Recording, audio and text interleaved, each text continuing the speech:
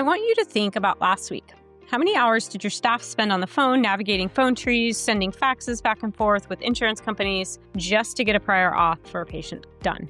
All right, so it does feel like things are getting worse. You're not imagining. A podcast where we share tips on optimizing medical billing and improving practice efficiency so you can have the business of your dreams. I'm your host, Dr. Heather Signorelli, founder of NatRevMD. Let's get started. A recent survey from AMA basically found that 90% or almost 90% of physicians report that prior auth delays are interfering with patient care. And it is definitely one of the biggest admin burdens in healthcare. So today, we're going to be talking about updates with prior auth. We're going to be talking about some tools that some of our practices are starting to use. So the entire system is getting an overhaul.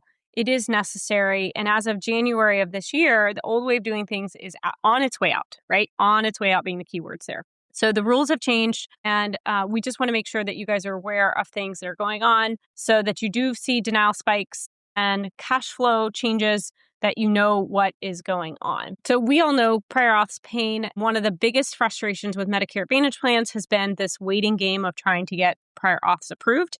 So you submit a request and you wait sometimes 10, 14 days for a decision. So good news is that the new CMS rule forces those Medicare Advantage plans to make a faster decision. So that's 7 calendar days for standard requests and just 72 hours for urgent requests. Obviously sounds like good news, but the problem is that we're starting to see that payers are going to be much stricter with this, right? So they may deny requests instantly if they're missing a single piece of required clinical documentation. So it decreases this back and forth so that they can meet that metric. So you do have to be more careful that the submission has to be perfect when you are trying to get it approved. So obviously, things like advanced imaging or complex procedures, you just really want to make sure that incomplete submissions is limited, because it could be an automatic denial that then you have to go and deal with and could potentially lengthen that process. But again, they've made a decision, so it meets the metric, but at the same time, they're going to become more strict. So the other thing that's changing is, one of the benefits of traditional Medicare was, again, that lack of need for prior auth requirements, and that is changing. CMS has launched basically this new pilot program called WISER, WISER, model, which stands for Wasteful and Inappropriate Service Reduction. And as of January, this program now requires prior auth for 17 specific outpatient services for traditional Medicare. So this pilot is actually running in 6 states. So it's Arizona, New Jersey, Ohio, Oklahoma, Texas, and Washington. If you operate in one of these states, you now have to get pre-approval for these services. So there is a list of these procedures that is necessary. We will get the link and put it in the show notes. So fundamental shift basically in how you manage those traditional Medicare patients, and obviously is going to require making sure that your team knows when to get those and to set up a workflow for those Medicare patients. Just a quick reminder, as you guys know, we have a couple tools for you guys, and we are building more as we speak. We have right now a tool to help with patient AR called the Margin Playbook, and then eligibility training, which is a detailed playbook for you to put into place in your practice. Again, both of those show notes are in the link. All right, and so the last change, right, the third change that we're going to talk about today is about fax machines. So the new CMS rule mandates that by 2027, so we got some time, payers must provide a fully electronic prior auth process, ideally through an API. So this is going to mean that it's going to require even those small payers. I mean, the big payers, I think, have already done this. It's really the small payers. No more phone calls, no more faxing, clinical notes. It will be a direct digital connection that they're now requiring. So obviously, a huge opportunity to reduce errors, but only if your practice technology is going to be ready. So you do want to make sure that your practice management software is going to be one of those that is going to be connected with the payers so that you can take advantage of that. All right. So to recap, new 7-day, 72-hour decision for those Medicare Advantage prior auths. That WISER pilot to be aware of if you're in one of those 6 states for traditional Medicare of, again, those 17 services.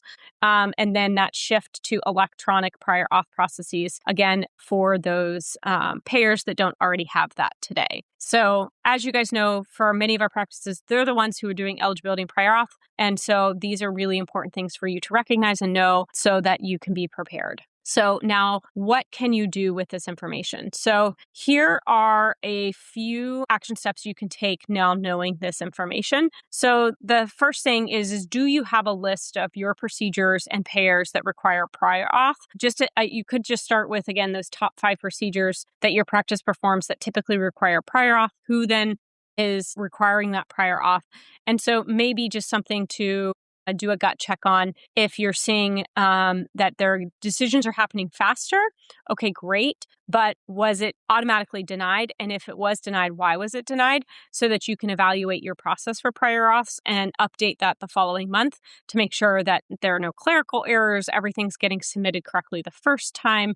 Again, you should be getting decisions faster, but those decisions may be denials if they're not done correctly. Obviously, really great if you do have a prior auth checklist based on your audit. What is that checklist your staff can follow so that they know how to submit those and make sure that those denials are avoided as much as possible. And so that checklist can be handed to your front desk staff or whoever is managing this process.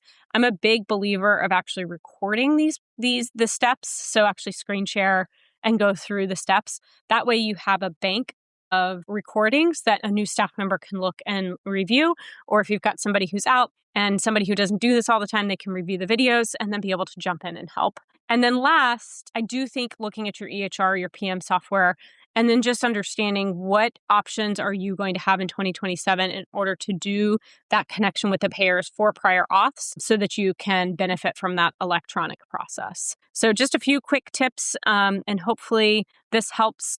The last thing I'll add is we actually have an amazing urgent care that we work with. They're a larger practice out in California, and they're the most innovative group I think we've worked with in regards to evaluating technologies for automation. I think AI and automation, that's always the buzzwords that we're hearing. And it's, on one hand, it's nerve-wracking, right? Because you don't even know which vendor to pick. You don't know which thing to automate first. Even on our side, from an RCM perspective, we're having those same conversations internally of how do we work smarter, not harder, but also not get lost in trying all this innovation that, slows the team down. So they are evaluating some vendors out there for eligibility and prior auth to try and automate this. And I've got some vendors out there that we've met with. I think I don't have an answer of who's the best or who you should go and check out. What I'm asking is, if this is a big part of your practice, if you have a ton of eligibility denials, if you have a ton of prior auths, and it's requiring a large workforce, then I think it's time to start evaluating vendors. Some of that is